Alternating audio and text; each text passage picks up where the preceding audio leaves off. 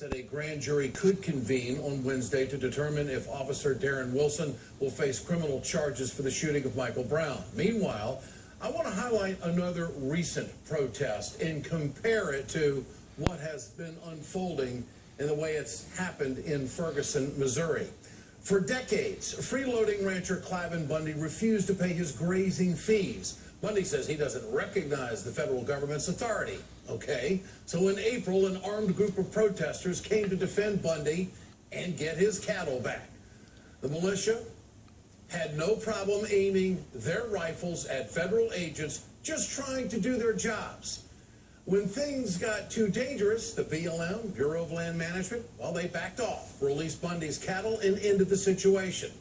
Bundy still hasn't seen any punishment for his lawless actions in the Nevada desert. Now compare that to what's happening in Ferguson, Missouri. For the most part, peaceful protesters are gathering in a call for justice for the killing of an innocent 18-year-old man by police.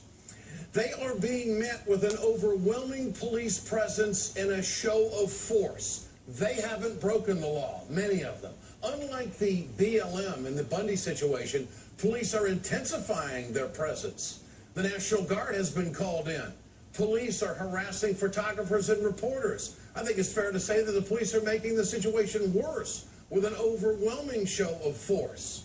Cliven Bundy's protesters, they point guns at federal agents and absolutely no charges are filed against anyone.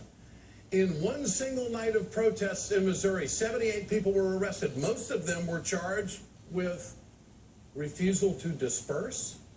What about that in Nevada? Compare those arrests to the man on the bridge pointing a rifle at federal agents. Who do you think deserves to be arrested?